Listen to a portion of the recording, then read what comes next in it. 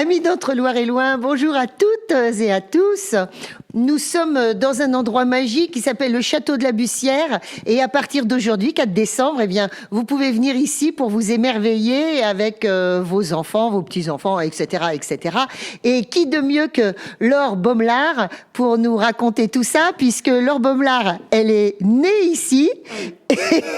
Et on peut dire que vous avez réveillé un petit peu votre château de famille, Laure, depuis 10 ans maintenant.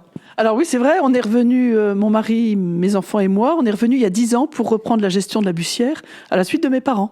Donc il y a un certain boulot, hein. Ils ont ouvert, eux, à la visite il y a 60 ans, enfin ça fera 60 ans en 2022, avec toute cette collection sur la pêche, avec beaucoup de choses qui ont été ouvertes. Et puis nous, on a continué et depuis 10 ans, on n'a vraiment pas chômé. On a fait énormément de choses et c'est pas fini, hein. Alors Laure, vous avez plein de choses à nous raconter, mais tout d'abord, parlez-nous d'actualité. Qu'est-ce qu'on va pouvoir voir dans ce château fabuleux durant toute cette période de Noël ? Alors c'est notre Noël, c'est notre 10e Noël, puisque ça aurait dû être le 11e, puisque l'an dernier il n'a pas eu lieu, où c'est Noël au château de la Bussière.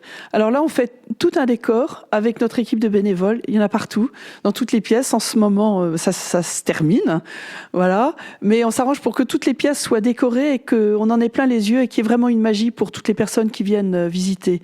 Alors en plus de la visite, on propose des animations. Il y a un magicien qui sera là jusqu'à la fin de la première semaine des vacances. On aura aussi des ateliers pour les enfants, il y a le troquet du Père Noël, on aura des balades en calèche. Pour certaines choses, il faut s'inscrire parce que malheureusement, avec la pandémie, on est obligé d'avoir des jauges. Voilà, on s'arrange pour qu'il y ait de quoi s'occuper. Puis le château, évidemment, est illuminé le soir. Le Père Noël sera là. Enfin, il y a de quoi faire et je pense que tout le monde sera content. Alors, surtout, ne nous en veuillez pas, et puis surtout, n'en veuillez pas à notre ami Pascal Weber qui est derrière la caméra, si vous voyez de temps en temps passer un escabeau, etc., hein, dans l'image. Parce qu'évidemment, ici, c'est une ruche, on vient juste de terminer toutes les décorations, et alors, Laure sort des collections qui sont des collections de famille, de jouets, etc., de jeux, mais également d'autres gens, des artistes, etc., qui prêtent aussi leurs collections ou leurs objets qui sont très beaux. Oui. Alors, premier hommage quand même, c'est notre équipe de bénévoles, hein. On a une douzaine de personnes qui viennent tous les jours au mois de novembre pour installer tous ces décors.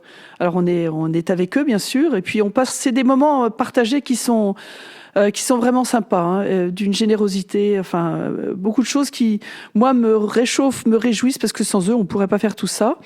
Et puis par ailleurs, on a l'aide de personnes de la région qui nous apportent quelques trésors. Alors je pense à Siegfried Hartwig, qui est tailleur sur cristal, meilleur ouvrier de France, et qui nous apporte des pièces magnifiques qui ornent la table de la salle à manger du château, une cave à whisky qui est, enfin, à découvrir, c'est extraordinaire, hein. Puis des petits sapins en cristal taillés, enfin, dans une vitrine. Et puis une autre personne qui est montargoise, qui s'appelle Nadine Gana, qui avait une incroyable collection de poupées dont elle s'est séparée pour une partie, mais elle a gardé quelques jolies pièces qu'elle nous prête systématiquement pour orner la grande vitrine entre le salon et la salle à manger, avec des très jolies poupées, des petits anges de la fin du 19e, une petite poupée bonne sœur qui est très étonnante. Enfin, c'est des choses qu'on n'a pas d'habitude et qu'on voit à cette occasion-là pour recréer un Noël, un vrai Noël traditionnel, avec une crèche, hein, évidemment. Alors, au-delà des festivités de Noël, le château de la Bussière, on l'appelle aussi le château du pêcheur, c'est ça.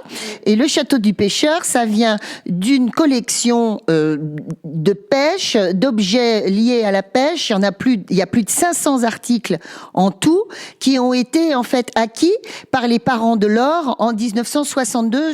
Et entre autres, un sélacanthe, une bête incroyable. Et Laure me disait tout à l'heure, il y en a 4 en France. Laure, racontez-nous tout ça. Alors, cette collection sur la pêche, c'est vrai que c'est un peu une histoire. Mes parents ont hérité du château l'année de leur mariage en 1958. Donc, ils étaient jeunes, 23 et 28 ans, ou 25 et 28 ans, je sais plus très bien. Mais tout seul ici, à la Bussière. Donc, c'est une période où on commençait à ouvrir des châteaux à la visite, mais très peu. Et eux ont décidé de passer le pas, notamment parce qu'une collection sur la pêche leur a été proposée par l'inspecteur des musées nationaux de l'époque, qui s'appelait Pierre-Louis Duchartre, qui venait d'ouvrir le musée de la chasse de Gien, et qui avait repéré toute une collection sur la pêche, qu'il a proposée à mes parents, que mes parents ont acheté, et qu'ils ont installé ici avec toute une muséographie à l'intérieur du château, donnant un thème à la visite elle-même qui est intéressant. Et cette collection est complètement unique, mais unique. Alors, ça fait partie de nos projets d'avenir, c'est de la revaloriser, de la mettre, faire une nouvelle médiation, sortir des objets qu'on a dans les réserves, et puis de refaire un autre musée de la pêche. Alors ça, c'est pour un avenir, on ne sait pas encore trop lequel, mais c'est un de nos grands vœux. Alors, ce qu'il faut souligner, c'est que cette magnifique collection d'articles autour de la pêche dont on parle, elle a vraiment trouvé ici un écrin incroyable, puisque les fenêtres du château donnent sur un grand étang de plus de 6 hectares. Voilà. Alors c'est vrai que le lieu est complètement adapté, hein. On est dans une région où on pêche beaucoup, hein. Il y a encore énormément de pêcheurs. Et puis le château est posé sur l'eau. Alors c'est un étang qui date du XVIIe, qui est traversé par le Vernisson, qui est un bon étang à pêche où on a pas mal de brochets, des gardons évidemment, enfin tous les poissons, non pas des cendres, mais des perches, quelques carpes. Un très bon étang à gardons. Voilà. Mais il n'y a pas de sélacanthe. Non, le sélacanthe, il est dans la cave. Il est dans la cave. Mais voilà. Alors c'est vrai que la pêche est complètement adaptée ici. Alors c'est vrai qu'on a aussi ce sélacanthe, et ça c'est une pièce juste incroyable. Ce sélacanthe, c'est un poisson préhistorique. Le nôtre a été pêché en 1976, mais ce poisson existe depuis 350 millions d'années. Donc, les dinosaures peuvent aller se rhabiller. Je ne sais pas si on peut dire quelque chose comme ça, parce que eux ont disparu. Ils sont arrivés il y a 150 millions d'années. Ils ont disparu, alors que le sélacanthe existe toujours. On en trouve encore. Voilà. Et on en a un spécimen qui est fabuleux, qui n'est pas du tout non plus assez mis en valeur. Et ça, c'est dans nos vœux assez proches de lui dédier une pièce, une salle uniquement pour lui. Et il le mérite, hein. C'est l'évolution des espèces, c'est plein de choses, hein. Alors ici, à la Bussière, on peut y aller toute l'année, parce que toute l'année, en fait, à peu près tous les mois, il y a de nouvelles animations. Oui. Alors on s'arrange. L'ouverture de la saison, c'est le 1er avril, et en même temps, c'est la chasse aux œufs qui a lieu à Pâques. Alors évidemment, la date fluctue, mais c'est un rendez-vous obligé pour démarrer l'année. Et puis on a des événements tous les mois, au mois de mai, au mois de juin avec les rendez-vous au jardin, des concerts pendant l'été, les journées du patrimoine, un marché de producteurs au mois d'octobre. Novembre, on ferme pour installer Noël. Et puis Noël, on est à plein. Au mois de décembre, on est à plein avec Noël. Et des ateliers pour les enfants aussi en permanence. Alors, on a développé ça encore en plus avec la pandémie notamment. On sait qu'on est on a un lieu extérieur qui est fabuleux avec le jardin notamment. On a développé beaucoup de promenades dans le parc aussi. On peut faire des balades dans le parc, on peut se promener sur l'étang en barque. Et puis, à toutes les vacances, il y a des ateliers pour les enfants avec des thèmes différents. La Toussaint, là, on vient de terminer les ateliers de creusage de citrouilles. Alors ça marche du feu de Dieu. On ne plante jamais assez de citrouilles, hein. On a toujours peur d'être à court de citrouilles, mais c'est celle du jardin qu'on utilise. Et puis en été, on a des ateliers avec une chasse au trésor, de la cuisine avec les fruits du jardin, des ateliers jardiniers. On peut fabriquer des instruments de musique. Enfin, on propose des choses tout le temps pour qu'il y ait des rendez-vous tous les jours en été. Alors voilà, mais quand on leur dit le jardin, attention, il s'agit d'un potager du XVIIIe siècle qui a été classé jardin remarquable. C'est ça. Alors ça aussi, il est ouvert à la visite depuis 1992, donc ça va faire 30 ans. Oui, ça va faire 30 ans cette année. Ça aussi, c'est une belle bataille parce que c'est plus un produit chimique, c'est plus tout ça. C'est un travail colossal. C'est un tracé qu'il faut garder. C'est tout un travail, hein, et qui est récompensé par le fait que les visiteurs nous en font toujours. Enfin, ils sont heureux quand ils sortent de ce jardin, hein. Il y a une harmonie, on y trouve une certaine paix, on retrouve tous les légumes qu'on connaît, il y a beaucoup de fleurs, on a une belle collection de roses, on a une collection d'iris, de pivoine, enfin, il y a des périodes qui sont...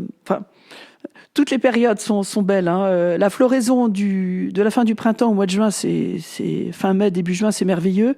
Moi, j'aime beaucoup le début de l'automne, quand le jardin est en maturité avec tous les tomates. On a plus de 100 variétés de tomates qui sont là chaque fois. Tous les légumes qui sont présents, les fruits sur les arbres, on a 40 variétés de poires différentes. Voilà, il y a quelque chose, une énergie de vie dans tout ça et en même temps une harmonie et une paix. Donc on est bien.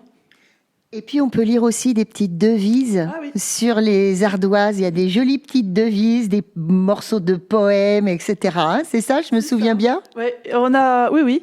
On a une série de citations. Par exemple, on est jardinier, on meurt apprenti. Et ça se vérifie tous les jours.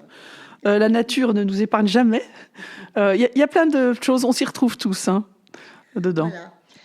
J'espère qu'on vous a donné envie de vous balader ici. Alors, donc, ça démarre aujourd'hui, 4 décembre, et ça va jusqu'à quand? Alors, ce sera tous les week-ends du mois de décembre, pendant les vacances.